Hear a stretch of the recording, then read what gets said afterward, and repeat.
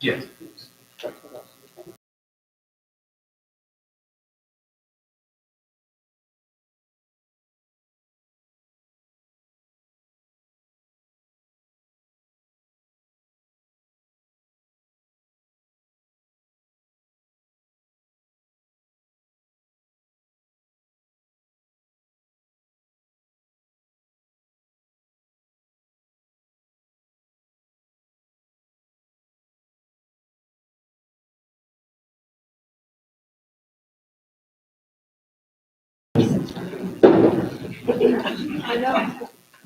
Allegiance to the flag of the United States of America and to the republic for which it stands, one nation, under God, indivisible, with liberty and justice for all. All right, thank everybody attending tonight. Edinburgh Town Council meeting Monday, June 9th, 2025. We'll do a roll call. Mr. Bryant? Here. Ms. Sweet? Here. Ms. Buck? Here. Ms. Rooks? Here. Also with us is Town Attorney Dustin Hiddleston, Town Manager John Myers, and Rhonda Barrett, Clerk Treasurer. We'll do the minutes of council meeting May 12th, 2025. I think we have enough to do a quorum with that. If there are no questions, make a motion to approve the council meeting minutes of May 12th, 2025. Second. All in favor? Aye. Abstaining, I believe you are. I will, you are saying. Okay, and then we'll do the council meeting May 27th, 2025. If there are no questions, I'll make a motion to approve the council minutes of May 27th, 2025. All in favor? Aye. Aye. Mike wasn't here. All right. You can't second. I like your effort, though. Yeah. Go ahead. Go ahead, take a second. I'll second. All right. All in favor? Aye. The executive meeting, May 28th, 2025. Make a motion to approve the executive meeting minutes of May 28th, 2025. Second. All in favor? Aye. All right. Claims, Ms. Barrett? In your packets, you received a claim docket in the amount of $252,207.84. Claims have been reviewed and signed. Rhonda, I have a question, if you don't mind. Where it says on page, I don't know what page it is, where it's the Nugent Utility Supply Company, and then it was for $5,335. Do you know what that was for? Bill, that's why I buy all my materials for the bill meter bit, stuff in $1,000. Okay, thank you. I used to be able to spend it a couple $100 each time, but they don't have it. Make that order. Okay, well, thank you. Anything you see from utility supplies, that's what it's all for. Thank you. Any other questions? Make a motion to approve claims as presented. Second. All in favor? Aye. All right. The VR Empire LLC rezone public hearing. I'll open this up. If there are any, please state your name and your address.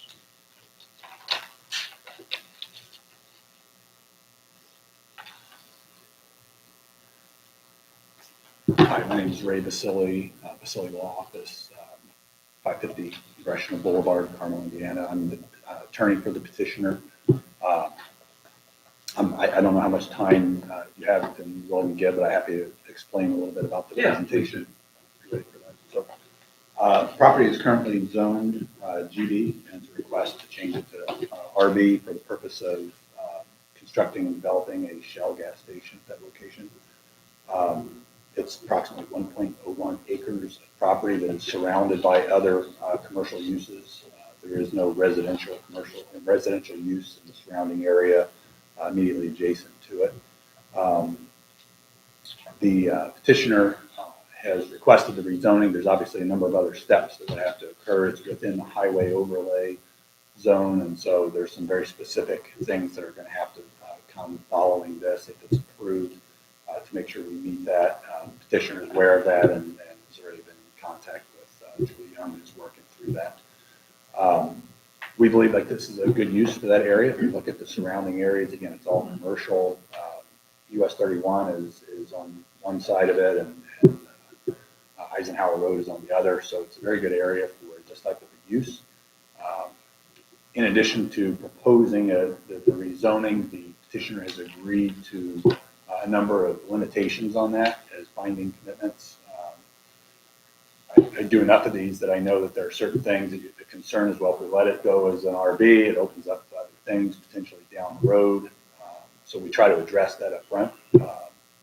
So we provided a list of things such as check cashing, tattoo parlors, vape store, gun store, things like that tend to get some opposition.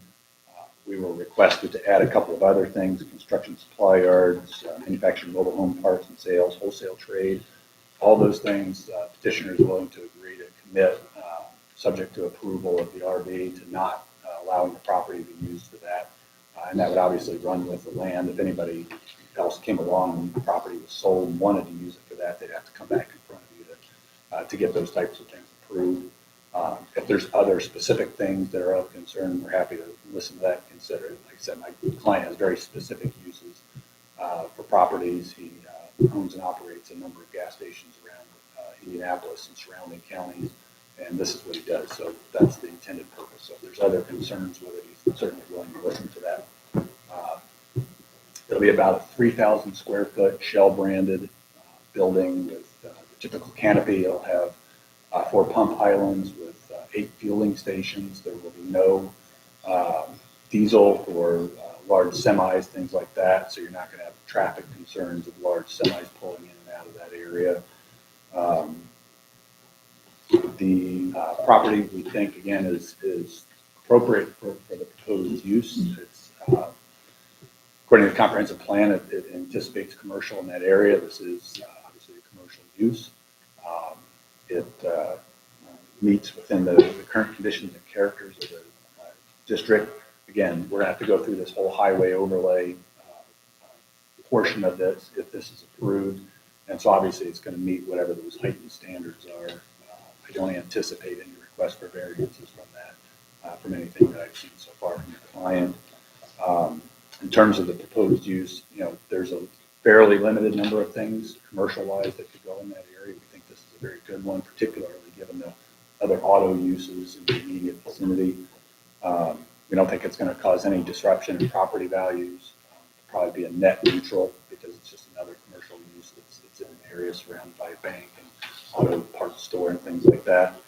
And we think it's a responsible development. We're not asking to put a gas station in the middle of a residential area or neighborhood, things like that. I know from other jurisdictions, that's always a concern about sort of spot zoning and asking for things that are not in commercial areas. This is right in the heart of a commercial area. It looks like from the comprehensive plan, future land use, this is appropriate use. So as far as I know, there were no remonstrances at the prior plan commission level. I'm not aware of any. We have staff support subject to those commitments. And again, we're open to any others that you may be interested in. But we would like your approval for that. And I'm here to answer any questions you might have. Thank you. Have any questions? That was slated to be a 24-hour facility, right? Yes, ma'am. It is. And in part, if I add to that, that issue has come up in some other jurisdictions about whether it should be 24 hours or something less. What we have found, and at a different location, one was in Avon, we actually got a letter from a law enforcement that said that they believe that the 24 hours is actually a better, safer option because it's well lit 24 hours a day. You've got employees there full time. That statistically, from the police perspective, they view it as better being open 24 hours than closed at times so people can break in and things like that. So, Thank you. well, thank you. Will you have an entrance from 31 to drive-in, or will there just be one?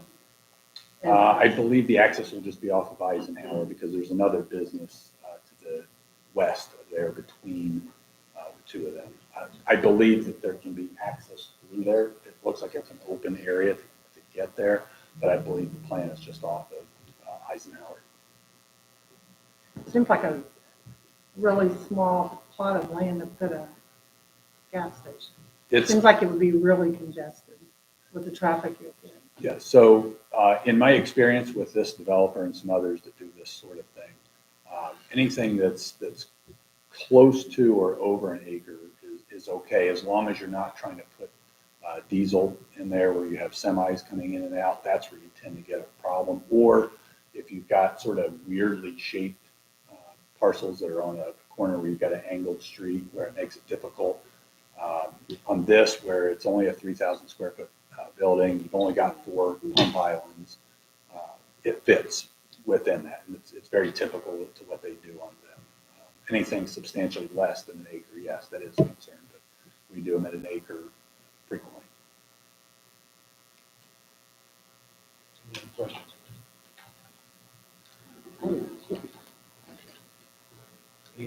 Thank you, sir. Anything else? Public comment? Either or none, we'll close the public hearing. The ordinance 2025-7 approving Plan Commission Resolution 2025-3 rezoning certain property from general business to roadside business. First reading, Mr. Hudson. Thank you. This is just an introduction. We'll have to vote on for the next meeting. It pertains to the public hearing that was just conducted. And it contains the items that the presenter made about the conditions and the uses that would be stricken from these. So this would be consideration to vote for the next meeting. Ordinance 2025-5 approving Plan Commission Resolution 2025-2 adding commitment to rezone property. Second reading, Mr. Hudson. Thank you, Mr. President. If you recall, this was at the last meeting. It was introduced, and we had a public hearing. This is adding a commitment on a restrictive covenant about what kind of slabs can be constructed on the property.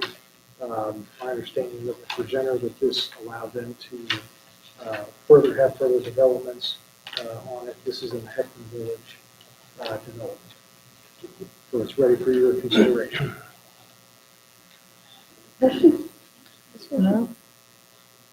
Make a motion to approve ordinance number 2025-5, approving the Plan Commission resolution of 2025-2, adding commitment to rezone property.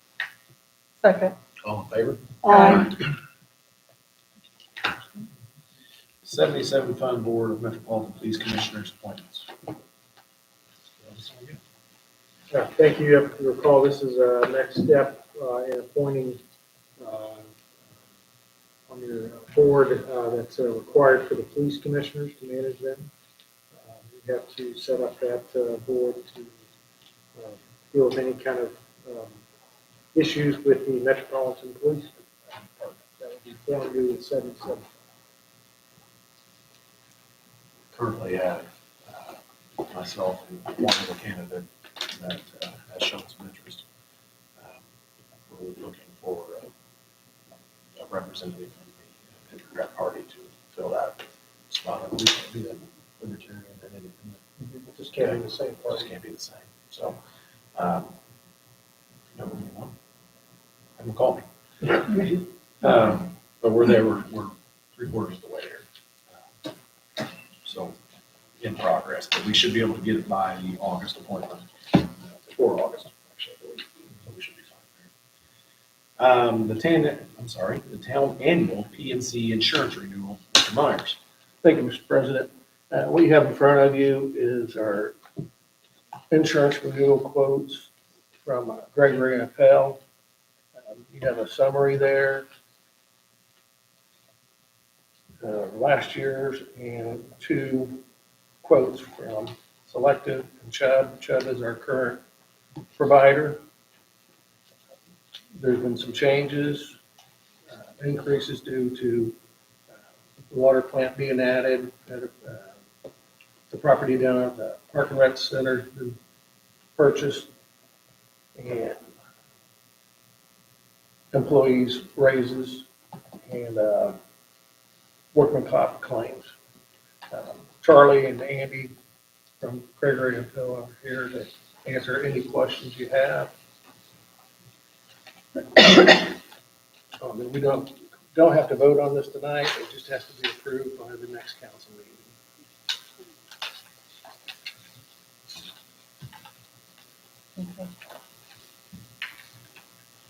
We see any offset from the dam being gone.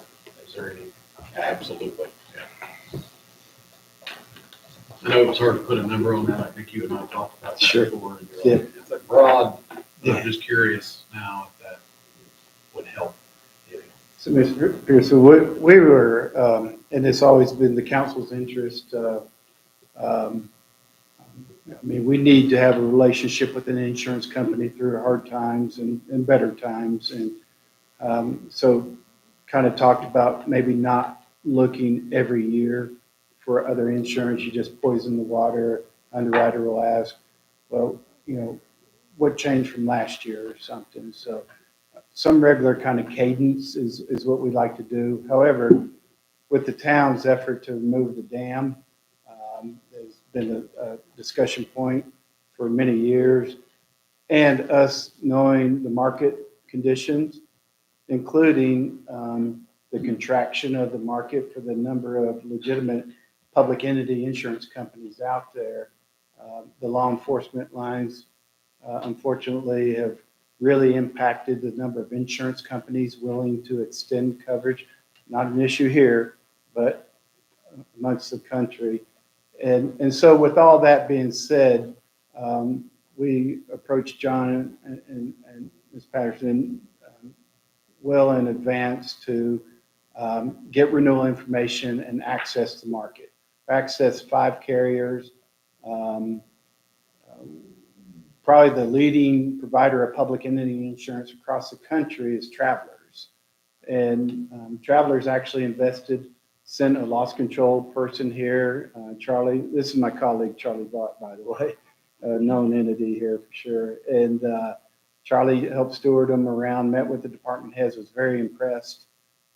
However, when that report gets back to underwriting dictates they were going to be double what your current liability offering is with Selective. So they just kind of shut everything down. So that left us focusing on, you have 2 carriers for your, more than that, but for your property insurance, it's currently with Chubb, one of the leading providers of property insurance in the world, great coverage for them.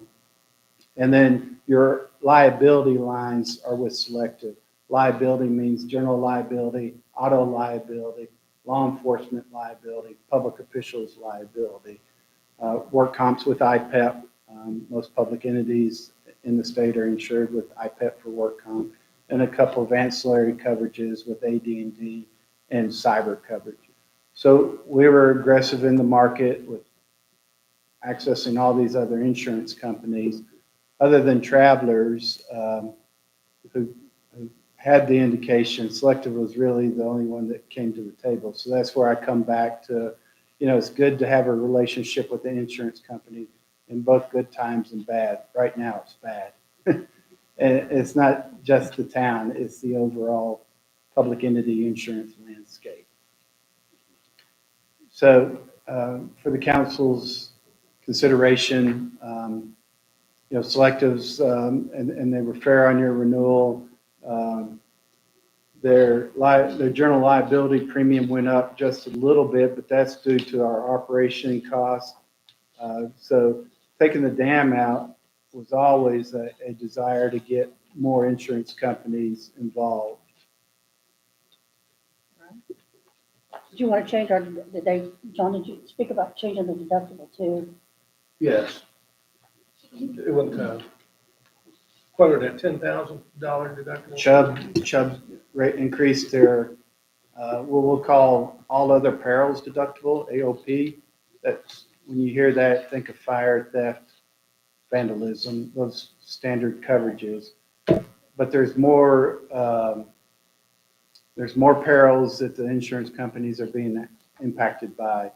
Flood and earthquake have always been considered catastrophic perils. With all the storms and everything that we're seeing here in the Midwest, these insurance companies are asking for their insurance buyers to share more in wind hail losses.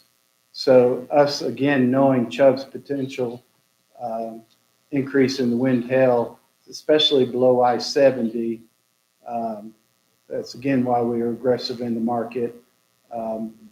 They want a $50,000 per premises wind hail deductible, only for those two perils, tornadoes, straight line winds, hail.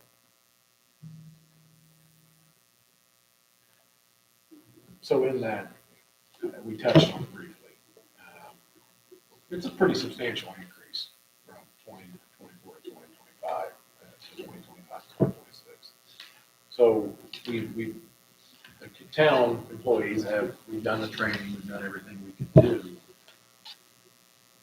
But the insurance board, who's primarily composed of insurance agents in the state of Indiana, it's that we're sharing the burden of everybody else's insurance claims. It's kind of how that works. I mean, is that a fair way to surmise it in a way? I mean, because you're saying everything south of I-70, so everybody's insurance in turn kind of goes up to share the burden of everybody else's losses, some other losses. Is that a fair way to say that? So yes, so insurance is a law of large numbers. So everybody has the potential to have their day in the sun, right? Yeah. And with the storms and tornadoes that we've seen fairly close to here, that's been impactful, but it's just not the town of Edinburgh that is being impacted. It's pretty much all insurance buyers. With that being said, we do have a selective property offering, and their deductible does not reflect the same wind hail deductible.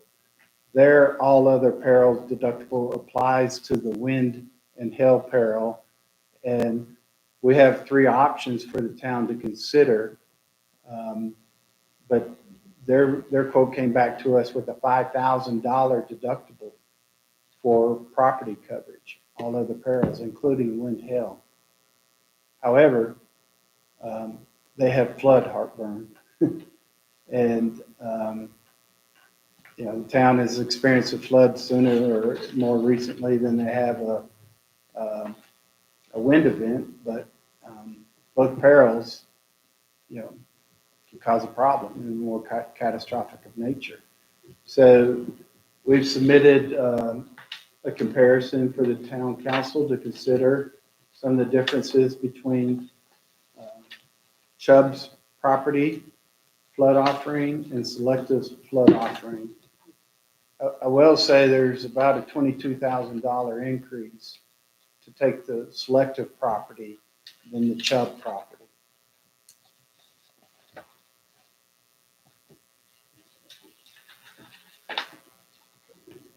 Council, do you have any questions? No, we won't vote on it tonight.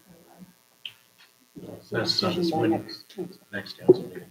Are you gentlemen going to be able to attend the next council meeting? That's the 23rd, right? Yes, June 23rd, yes. Yes. Okay.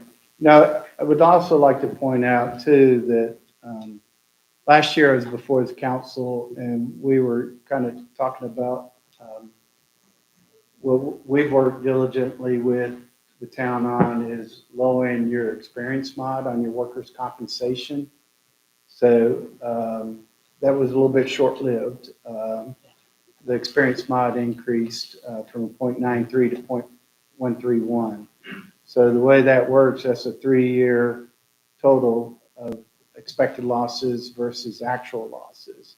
So we've had some significant workers' compensation as well as a fairly significant bump in payroll. So that's the overarching impact on your workers' compensation. The property, as Mr. Myers is saying, was primarily an exposure change of adding roughly $8 million of property total insured value to your schedule. So, Mr. Piercefield, that goes back to your question. Yes, we all share in the losses. We have good years and all that, but there's always potential for something to happen. But this is also drives down to our specific loss history as well. So.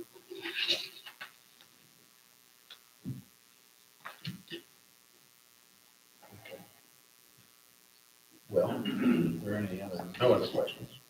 And we really appreciate you guys being here for the next council meeting so we can, if one of you, both of you can attend, if one of you please have coming here, and that's one reason why we wanted to be in front of you so early. As we've talked about through the years, wanted to get in front of you in this meeting, and if there's questions along the way or whatever, happy to answer. Thank you very much. Wait for that to go by, John. It goes by really quick.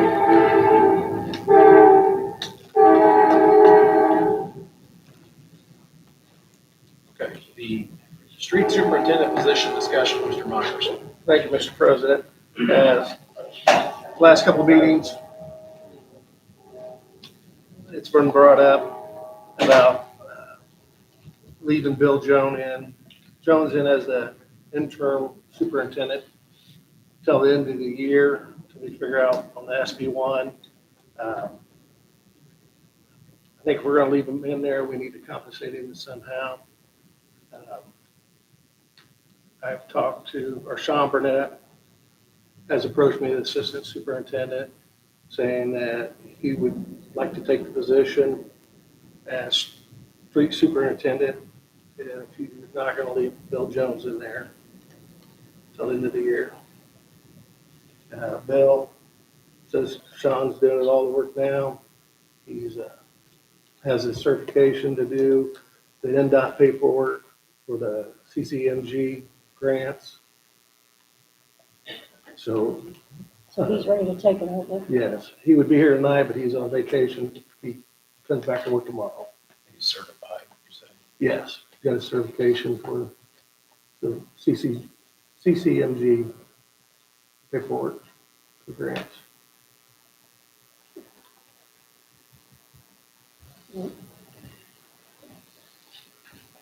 I think you had discussed with us before, John, about that. And at that time, he wasn't as comfortable as what you wanted him to be, correct? Yeah.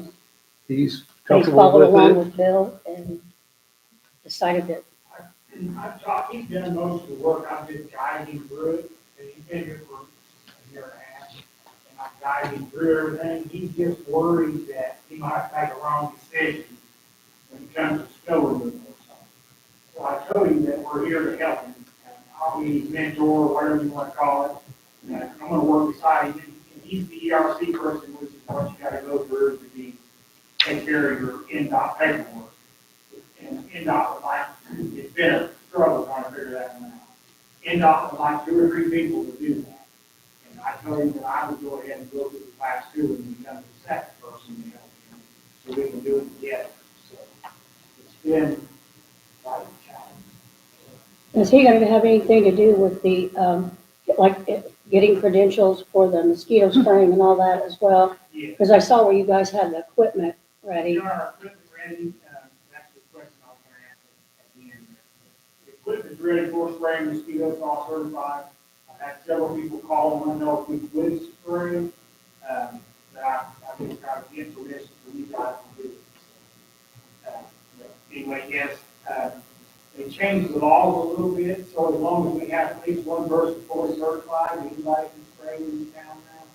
So we have Stan Brown and I, and there's a couple other people that are registered technicians. So Sean still would like to go through the class and become category 8 licensed. He's been on a cruise, he just got back and a little bit. I'm here to help him do whatever he needs. He's pretty much been doing it.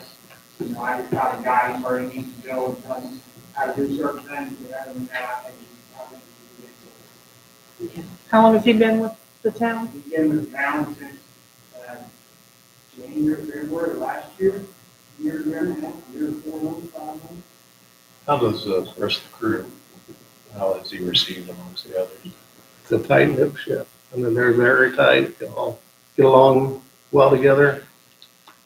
They respect him. And we advertised for this, right? Mhm. And you said you received 18 to 20? And did you interview anyone from those, or? No, I was waiting to see what we were doing with Bill. It's still out of the 18 or 20 applications, it was still, it's like nobody has everything they need to do it anyway. we can interview a few of them at once, so the two of these guys can fill it in-house and do it. Well, you're gonna make accommodations in reference, if we approve them salary-wise? Salary-wise, the salaries, Yes, they'll be getting a new salary, correct? correct. We have that all covered, Rhonda? Yeah. should have. Yeah, We haven't discussed that. it's in the budget. For the new fellow? Yeah. So The we salary don't- change. How many employees are there with the street department? Right now, there's It's 4. assistant. Will someone take over assistant? That's what we proposed. Yes, In-house, so this was in-house. And it was higher.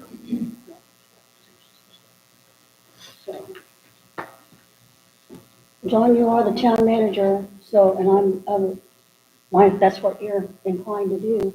So you're wanting to promote Mr. Barnett to the actual street department? Yes. Correct? Who do you have slated to take the assistant position? We have nobody slated yet. There's one gentleman we're looking at, but Because we like to, I think we've always had a 1 and a 2, just so somebody could fill a gap, if, so to speak, if somebody was on vacation or whatever that case may be.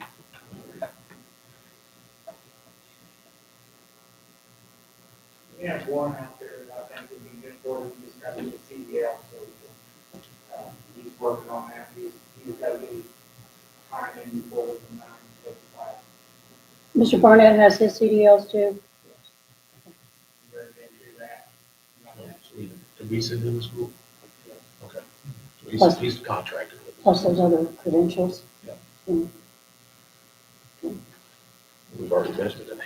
I know, that's what I'm thinking too. Anybody have any more questions? No. Not really wish you were on here. Yeah. But, feeling well, I kind of get that too. He was.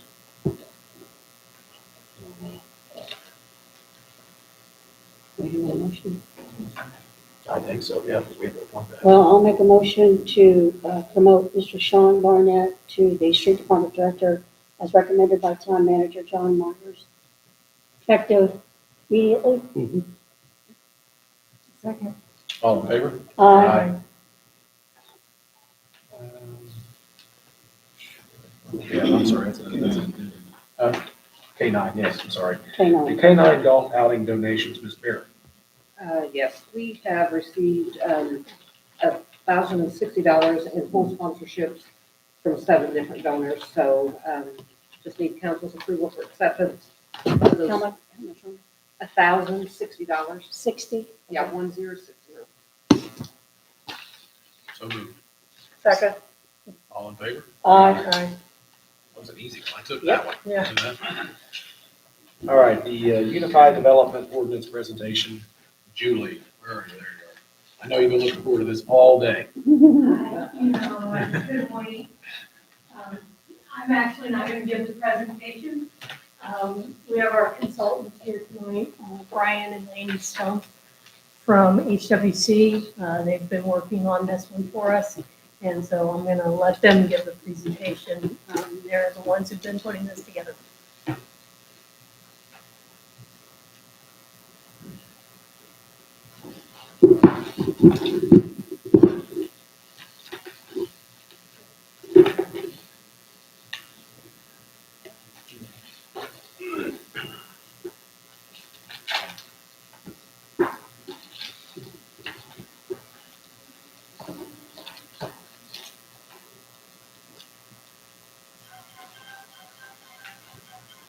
It's working.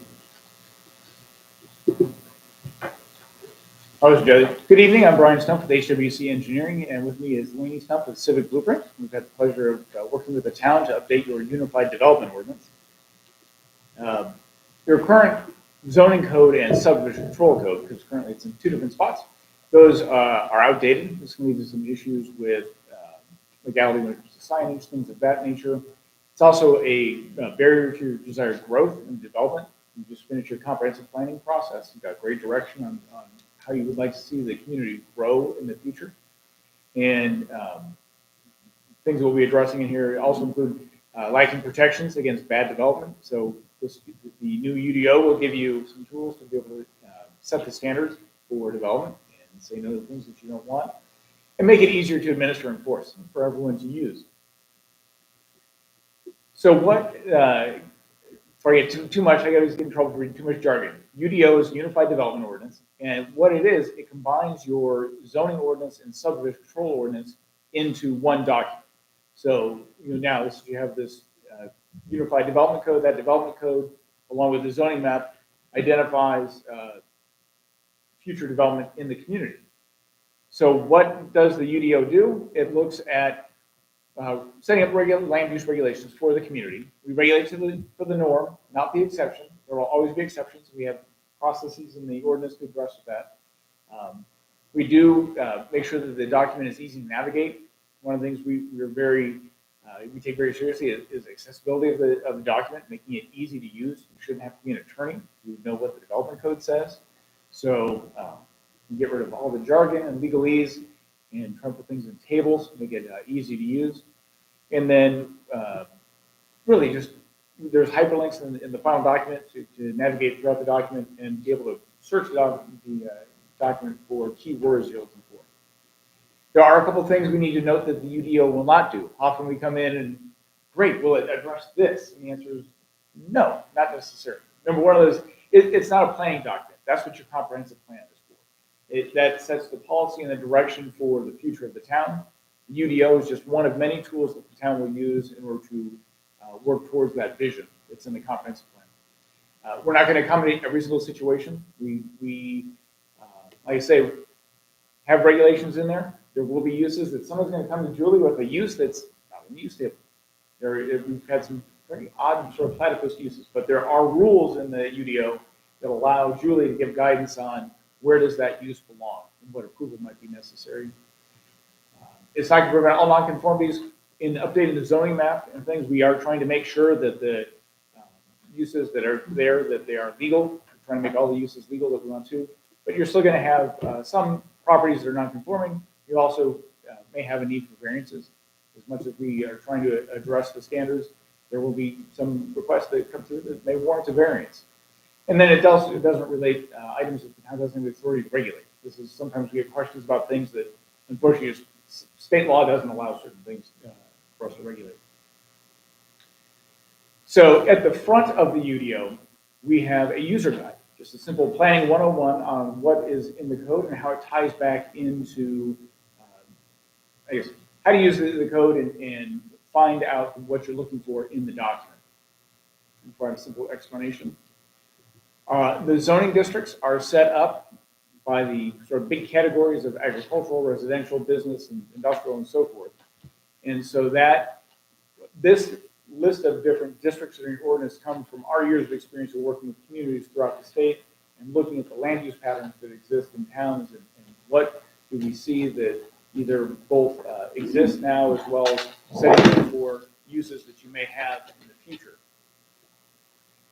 For the zoning districts, we have grouped them by type. So here's an example of the business district. So your 3 business districts are all zoned together, grouped together with a purpose statement up front for each of the districts. That is, I know we're getting kind of in the weeds a little bit, but this is something that when Julie is identifying where is this use appropriate, that purpose statement is important for that. And then by putting it in a table like this, it makes the information easy to find, and you can compare. Someone comes in you with this type, I do this type of business, what district I am, and they can see the development standards in that district. This is kind of a zooming in of those, the different requirements for the lots, the building placement, and building height, things of that nature, as well as the hyperlinks to the permitted use table, what uses are permitted in that district, as well as architectural standards. What we have also done here with our residential districts is provide a little more flexibility. In the communities that we're working with, often when you're using regulating residential uses by a lot size, the lot has to be this big. What ends up happening is the lot ends up consuming, the desire to get all the homes on there, it ends up consuming a lot. So in this case, you see how you may have a wooded area on the site. Those trees unfortunately tend to go away. This ordinance allows flexibility on the lot size so that while the number of homes doesn't change, it does allow the placement of those homes so you can save trees and things like that that are important to the character of the town. On the permitted use table, this is all the different uses for the different zoning districts. Some things we do, if it's a, shows with a P, it's permitted. If it's an S, it requires special exception approval. We group them by major type, so it's not just this exhaustive list and you're trying to find your uses. It's grouped by type. The other thing that we do that's different, and we've had great response on this, is we put the parking requirements for each of those uses directly on the permitted use table. Often when parking is its own thing off to the side, not all the uses get picked up, or it's easy to miss that. So this ensures that we've got direction and guidance for that. An important thing, something that isn't usually in zoning, but something we've been doing for probably the past 5 years or so, and a great response on this, is putting in property maintenance standards in the ordinance. And so where a good chunk of the UDO is focused on future development and those standards, we also want to make sure that we're addressing current residents and some of the nuisances that they may be dealing with. And this, so we have property maintenance standards in here that begin to address if somebody's not taking care of their house or the yard. You now have a better tool to address that. We do have a infill development standards. So in the downtown area, or you're on a site that has existing development around it, that it provides guidance on what to do. In other words, you can't just put something in there that looks like it fell out of the sky and didn't pay attention to the neighbors. So there's got to be some context to make sure that it's harmonious and consistent with the community. The approval processes have also been clarified and just made straightforward what needs to be done through the different steps of the approvals, whether it's a subdivision or site plan approval, things of that nature. And then finally, improved enforcement options. So right now, the current ordinance is limited in what you can do. This allows the different tools that are permitted by state law, including a sort of a ticketing process and being able to issue citations, which are great for when you deal with property maintenance issues, things of that nature. My experience of using this personally is that it's been very helpful to be able to get something that starts heading the wrong direction and against the code, to be able to address those quickly before it escalates into something larger and just is quicker and less expensive than going a legal route through the court system. And with that, I'm available for any questions you may have. Thank you. Any questions, Council? I've been on the committee, so they've done a great job. Thanks, guys. You guys have a question? Thank you, guys.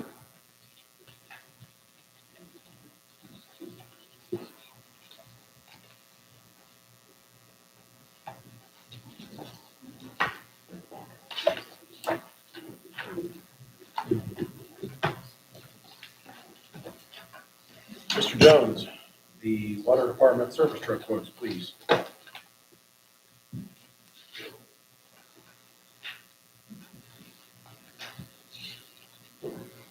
I've got a truck that I need to replace. Spent a lot of money on the last few months. I've had it in the shop 3 or 4 times getting the heater core replaced. Don't know why it keeps going out. Then the fuel pump just went out of it, so they fixed that. So it's time for me to see if I can get another truck and figure we could give that to a department that could use it until we get it on its last leg or take it to auction, whatever you want to do. Street department could use it, or the cemetery, I think, is looking for another truck. So I went out and got quotes. I sent pictures. I don't know if everybody got copies of the pictures. Mm-hmm. This is the truck that's at Country Chevrolet in North Vernon. It's a 3500. I could only find 2 quotes, 2 companies that had the 2500 in stock, which was John Jones in Salem and then Ublar in Jasper. So the one in John Jones is $58,101. The one in Jasper is $59,850. The difference there is the Jasper one has a $1,000 bed spray liner already in it. The one in John Jones doesn't, and if I got that option, it's another $1,200. So then it fits it up there right with it. So a little, and then the one in North Vernon is a 3500, and it already has a spray and bed liner with it, and it is $59,400. So For the 4-wheel drive. yes, the 4-wheel drives. They're not the full four-door cab, but it is it's like the one I have now. I just bought 2 years ago, or last year in North Vernon too. Other than it's a 3,500 instead of a 2,500. And it's already got the bed's already got the spray and liner for durability on it. I'd like I permission. personally would like for you to not pass that limit along to somebody else that we're still spending money on. That's the whole point. Well, that's what I'm saying. Might as well just get another truck. I have a fund, it's called the depreciation value that had 300 and some odd thousand in it forever. We didn't really know what it was. And so finally one day we were talking and we ended up using it to pay for the new back truck, which left me some money. So then we split with Steve, I believe. And so then I started putting $10,000 a month in there, and it's up to $118,000, and that's for this purpose of trying to buy equipment and vehicles as needed. So I do have the money in that account. I think it was $118,000 was $128,000. One of the two. It was one of the two. Do we have to take the loans? No, 'cause we're- So I'd like to get to 3,500 for the 59,400, because if I get the one at John Jones, I'm gonna spend another 1,200 to put the bed liner on it too. You'd rather go with 3,500. I'd rather go to Because you're 3,500. replacing 450, aren't you? It's a Dodge 2,500. Oh, 2,500. I'm But it's a sorry. gas. This one's a gas too, but it's four-wheel drive. This one's four-wheel drive. But it has the toolboxes on it, so I can put my tools in it and not have to get up in the bed to get them in and out. I can carry a little more, and still carry 3 guys or 4 guys if I have to. Standard warranties and all that, Bill? It's a brand new truck, so it's just like however they do them right off the, when you go buy one, whatever, 60,000 mile Same warranty. thing, yep. So I just wanted to get permission to purchase that, and then probably just take the Dodge and send it to auction. That way we're not giving another lemon, because you can go out and hit the key on it right now and it'll crank probably 45 seconds before it starts. They don't know what's wrong with it. So, but then after it starts, 5-10 minutes later, it'll start fine. So. And it's a hand-me-down from the golf course. So you want the 59,400 one, is it what you're asking From for? Country Chevrolet. No, The 3,500. Yeah, it's 3,500 from Country Chevrolet. Is that one got this? that's the cheaper one. Yeah, it's got the spray and bed liner already in it, so I don't have to spend $1,200 to do that. It's the cheapest truck, even though it's a bigger truck. Okay.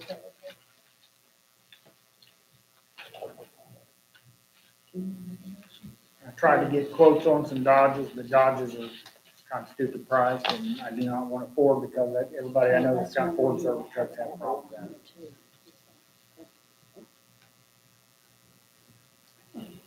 Bill, what is the price of that 3,500? $59,400.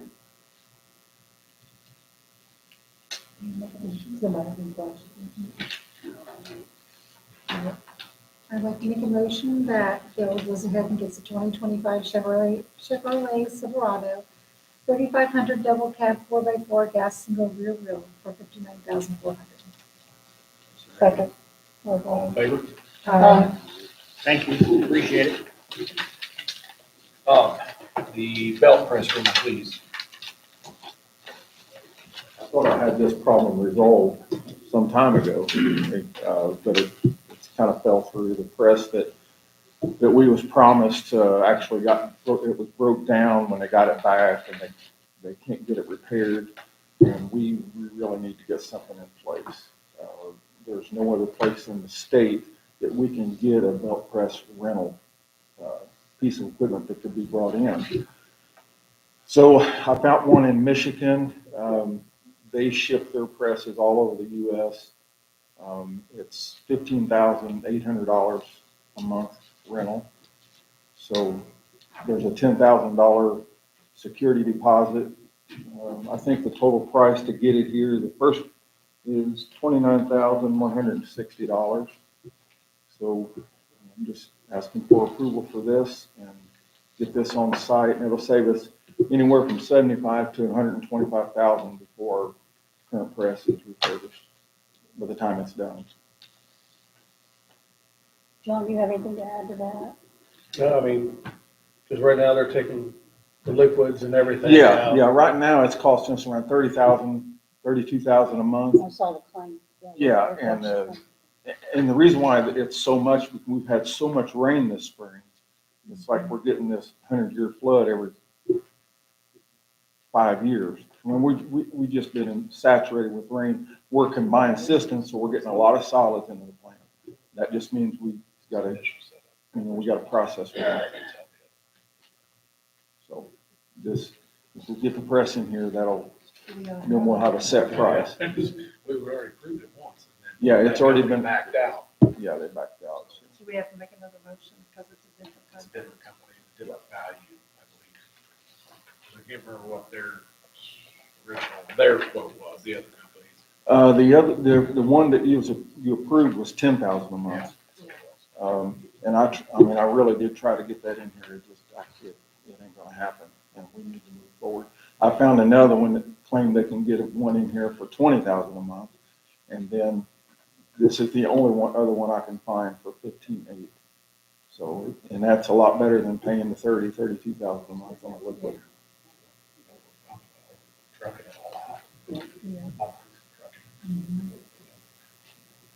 Anybody else have any questions?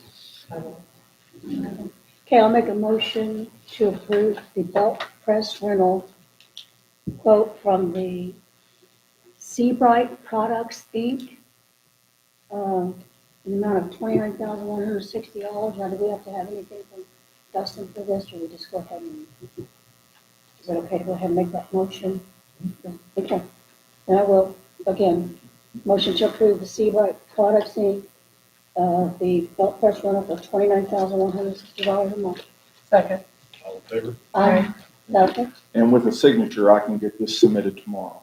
Okay. So if we can get that before. John's or Ryan's. It doesn't matter. I'll just. Okay. Motion to approve Council President Ryan Crispo to sign off on the Seabright Products, Inc. Quote. Second. All in favor? Thank you. Nay, one of mine. Oh, I know. I know. All right, other business. Mr. Bryan? No, I don't have anything. Ms. Weed? That's right. Ms. Buck? Yeah. Bill, thank you. I want to thank you for helping Mr. Barnett go ahead and fulfill that street department job. Thanks for helping him along the way and continue to help. We appreciate that. It's been fun, but my department runs pretty smooth, and my guys are pretty self-sufficient, like I do at the point. That department's brand new street department, so it's been, with John, he's been on vacation, and he was on vacation all last week. So it's been fun. The learning experience. People want to know if they talk about budget. I don't want to know nothing about that budget. So they say, yeah, I don't want to do it. Well, thanks I for, will go get my ERC license with them to the state. They said they'd like to have 2 or 3 people, so if one y'all want to volunteer for it, come on with me. It's not fun. well, thanks for pitch hitting. We appreciate that. We appreciate you. I have nothing. Nothing? Nope. Ron, then we'll go first, because John's always got something. Just an update, the 2026 budget workshops, I would like to schedule another one on an off night. Add another meeting in August, like August 4th, because I won't be here on August 11th. I'll be at a conference. So, Dustin, do we need a motion or anything to add a special meeting on August 4th? If that's, if it works for all of you? So Barbara, So What moved. time, same time? Same time, 6 o'clock. So moved on that. Second. All in favor? Aye. Okay, thank you. And then the last meeting, we approved the downtown plaza fund. Once those monies start coming in, then before we spend them, we'll have to do some additional appropriations. Just a heads up that that's on the radar. We'll be doing additional appropriations later in the year in order to spend those funds. That's all I've got. Thank you. John? I do have something. No, I don't want to steal Daniel's thunder here. He's got an announcement to make, but I want to give credit where credit is due. Vice President Brooks deserves majority of the credit for finding this for the town. She was looking hard for it, found something, and Daniel's got some exciting news to pass on tonight. Thank you, Mayor. Thank you, Joe. You're welcome, John. Chief Little. A couple things, just more of a status, the 77 for the physical, for the guys moving along, we're down to 2 left, obviously, so glad that one's over with. So hopefully, we're hoping with the board for board, that we're hoping to have everything by the end of July, get submitted so we can kind of put this thing to bed and move on. So that's good news. The JAG grant will be starting up again. That's the grant that we won this year to get the radios. Just kind of putting the tip spot out for you guys that probably I'll try to get on the next agenda. We'll try to figure out some ideas. But I'd like to put in for that grant when it becomes available September, October-ish, with the intent to try to get money for vehicles for next year. That way it's not coming out of those tax dollars. Ultimately, it does come out and we have to pay it and we get it back, but at least we get it back. So that's just something to think about for maybe next meeting. I'll try to get some ideas, some numbers together. I think that opens up around the September, October timeframe with the approval around February-ish. But I wanted to put that out there. Other than that, we're staying busy. Too close to the golf course, keeping us busy. Yeah, yeah. Does it Carthage take delivery of their? They did. Carthage did, and they said, thank you very much. They took care of the cars, and got them, built them out, and made it all the way there, so we're really good. And other than that, I mean, it's nice to help out those, because we get a lot out of ourselves. Thanks. Wayne? Stephen? One thing that's coming up, as you're all aware, we're in the process of building a substation. Here in the next week or two, we're going to start receiving in documentation and discussing with the bids and all that items. So just kind of a forewarning or heads up that Mr. Hussman will be reviewing those steps. So if you want to pre-authorize to come help speed that up, it's fine. We're keeping it. Now or whenever it comes up. We're already ahead of it, that way it's more streamlined. So, showing how I want to work that. The motion to move the council and documents ready for the substation. So moved. Second. All in favor? Aye. Appreciate it. Thank you. Julie? Bill? In the street department side of it, this is my last night. Mosquito machines have been certified, ready to spray, I've got some spray. Not got a whole lot of spray, but we can spray for a little bit. Just wanted to know if you wanted to try and go out and start doing one night a week if possible. Get the town covered, had a lot of phone calls, I don't know when we're gonna start spraying. Our club asked us to spray down in Memorial Weekend down South Club. Which they pay us for, but we did not do it because the machines were not certified, and we're all out. But give them that night, they didn't need it. So we're good. Like I said, machines are good. And Sean, like I said, we're having another open position to fill, to move Sean up and for the assistance job. So with that being said, that's all I got for the water department side. You just finished cleaning well 6 today. Hopefully I can get it back online by the end of the week. Other than that, the mess has been down at Earl Park for the last week and a half. So it'll be cleaned up hopefully by Wednesday and be out of there. So, You have enough spray to get you going, right, Bill? Yep. yeah, we have, I don't know, both the sprayers are full. I'm not sure exactly how much is in there because it's in a great big tote.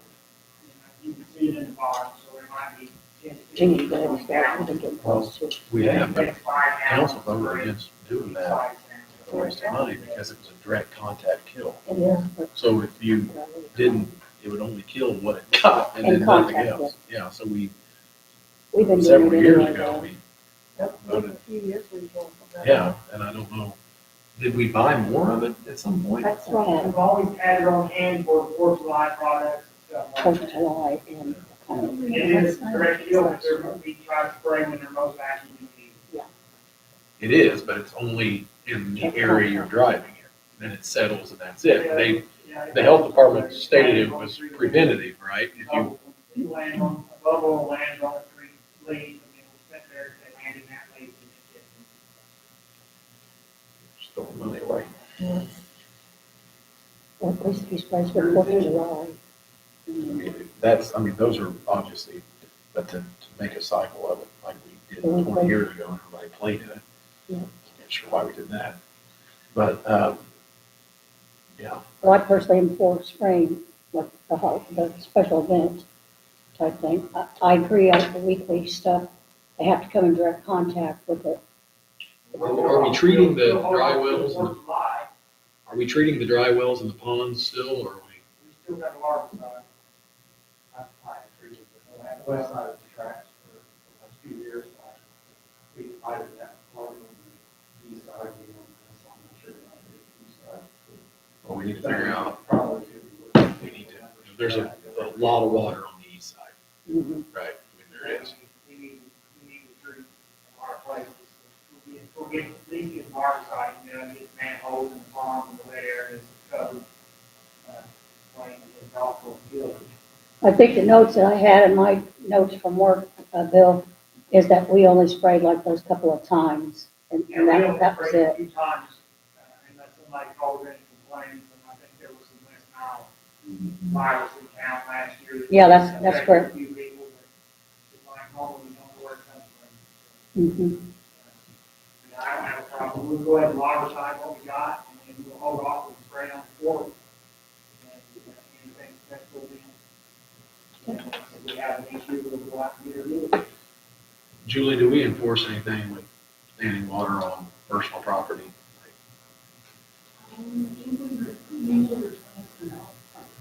Mhm. I think so. I do.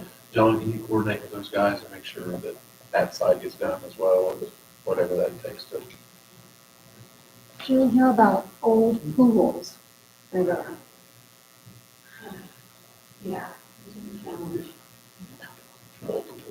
Oh, yeah, abandoned pools. Yeah. We can write them a letter too, Julie. Yeah. Just have them call us. Yeah. Hopefully the homeowner is still there. You get a lot of people where they call on the pools, but homeowners aren't there. So, Anything else, Bill? Stan? Happy to be healthy, have all health issues, I'm in that work, cemetery,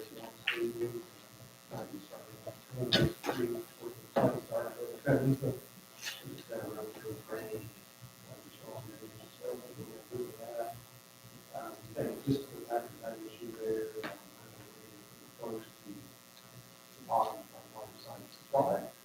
So we probably have to remove that. Figure out where the line is, and both groups, and how we well.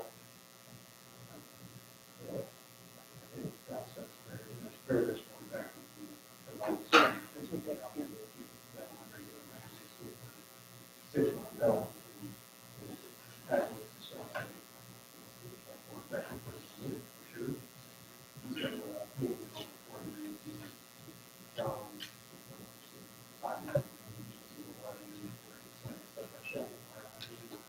Supervisor changes, where it's so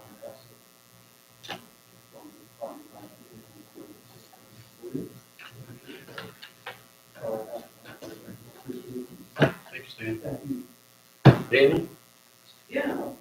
And it's, you know, my thunder, but we are excited. Irwin Park turned 80 years old this year, and what better way to celebrate his birthday than a brand new playground down there. So, thank you to Ms. Brooks for notifying us of that opportunity for that grant and for the work that Mr. Myers did on the back end of it too to help us have the opportunity to apply for it. So we were awarded it at the commissioner's meeting this morning, a little over $250,000 for a whole new playground with a poured surface. So it's going to be beautiful. We're due down there, and with the way funds are, it always felt like a kind of a one of those things you wanted, but you may never get, so, but, praise God, it happened. So I did, print off, the plan, so you guys could see it along with some pictures of the items that will be there, just so that you have that to look at.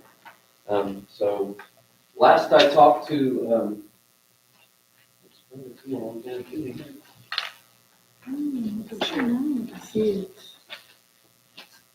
but there's pieces that will encompass all age groups, so it's gonna be great. You've got some of those mommy and me swings that'll be incorporated in that space.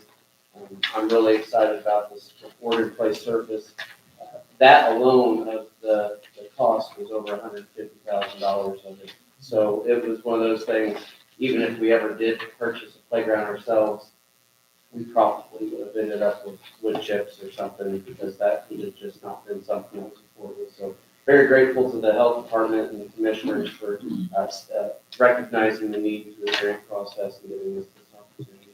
So that's the exciting news, and so thank you for that. And so hopefully, last I talked with that company, they said it was somewhere in that 8 to 12 weeks turnaround time. I tried to reach out today, I didn't get a hold of her, but hopefully I'll hear something tomorrow, because we'll get moving. It'll be exciting to see it go in. We will have to do a permitting process, because it is down at Irwin Park, and that is floodplain. So those are things we couldn't really start until we had concrete what we were doing down there, so we can start working on that process as well. So very exciting. It'll really be a much needed and just a really exciting thing to see happen down at the park. Only other things I've mentioned too, we had great first farmers market last Thursday. Good turnout for vendors. Vendors were really happy on their sales for the first week, even considering the weather was kind of weird that day too, with rain and things.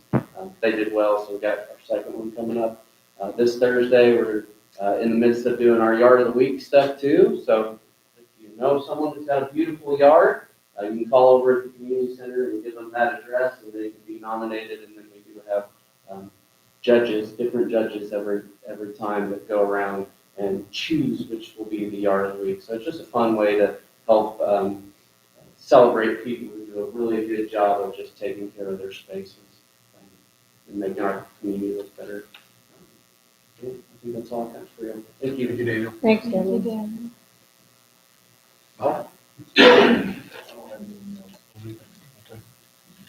Open up for public comment. Please state your name and your address for the record if there are any. I just got one question. No, go ahead. On the 31st. Your name and your Oh, I'm address. sorry. William, first.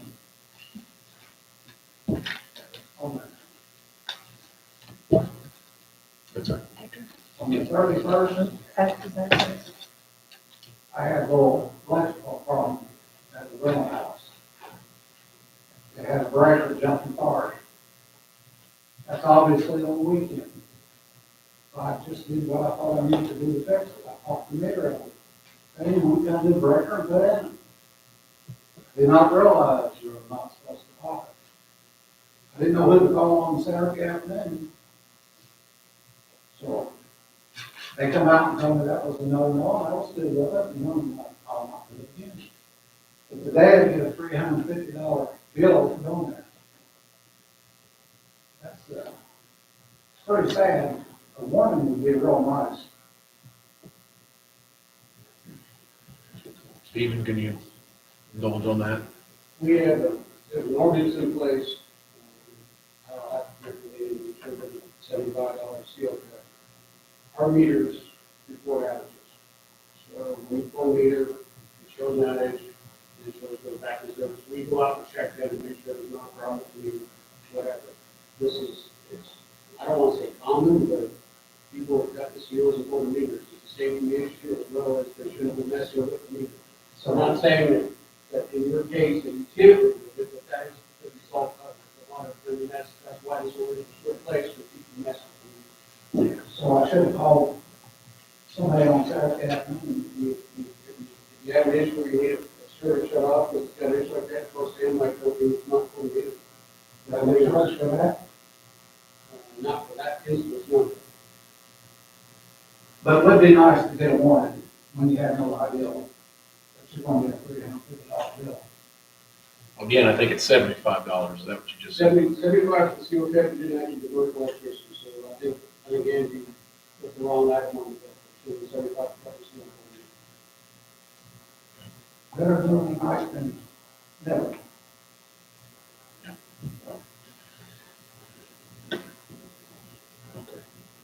Anything else, Mr. Burke?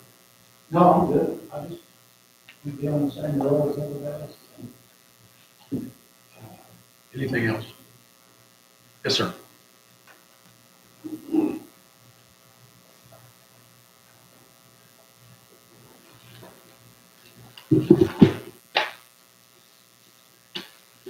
My name is Richard Wertz. I grew up and spent the first 18 years here, left for 4 years, came back, worked here for 35 years, ended up on an Amos Hill, and I've owned property since our family has owned it since 1909 north of Edinburgh. I just have a few comments and statements. Questions? You want me to pass these out for you, sir? Would you please, and I appreciate taking the time, the council, your town manager, the rest of the management staff enjoy. Basically, I was asked at the Edinburgh Alumni about what's going on with the development on the farm that I'm an owner of. And I don't have very good answers. I've talked to John Myers, I've talked to Julie, I've tried to talk to some of the council. Basically, there's a projection of a Castle Rock development. There's about 800 affordable workhouses. To make that happen, there's some requirements with a lift station and a road. A TIF might be an alternative. I know I'm in Franklin and we have been involved. TIF is an increment financing. It's a tool used by local governments to fund public improvements in areas undergoing development. It works by diverting new property tax revenue generated by the increased value assessed properties within a designated TIF district to repay bonds for the projects. The developer, D.H. Horton, would pay the attorney costs and buy the bonds. Once those debts are paid, the TIF expires. The property tax goes back to all the taxing units in the community. Our school, which is why I got involved in this, currently we have 756 students. This housing could add maybe 1,200 students. I worry that the community will not be able to sustain a school if we don't grow in some direction. I have compassion for Edinburgh. My children don't have the same feeling. It would provide work housing for employees in the area. It would improve the utilities for the community with water, sewer, and electric. It would improve the county road. I call it dump road, but it would make some improvements. Potential industrial land adjacent to the north for a 3% TIF if they continue to TIF northbound. It would add additional revenue for Edinburgh. Additionally, there could be millions of new dollars spent on groceries, retail items, restaurants, etc. And it would spur the economy in Edinburgh and allow growth. Thank you, Richard Wertz. Possibly would help for the Heckman Village development. If anybody has questions, feel free to contact me. Thank you for your time.